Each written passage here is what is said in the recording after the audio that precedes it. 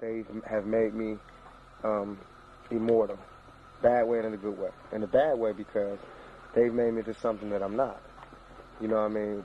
Because what they do is take advantage of one side of me and just make that me. Mm-hmm. They don't put the good with the bad. If you put the good with the bad, I really seem normal.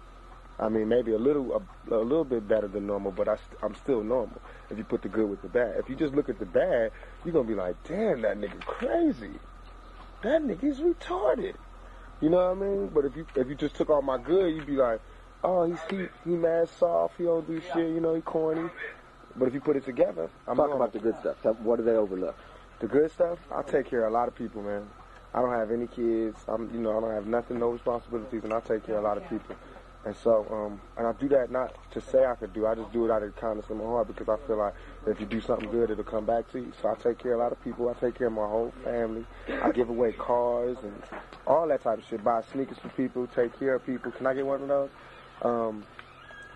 I think I do good, like, in those ways. I think my music is good music.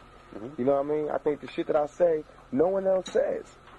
Talk about that. You do like completely different songs, and you kind of like little short stories. Like who was writing about black women before Keep Your Head Up? Now everybody got a song about black women. Mm-hmm. But who was writing about that when I wrote about that? Their papa. Who was writing about their own problems? I wasn't talking about just, blah, blah, blah, blah. I was talking about my real problems. I was really having problems with police.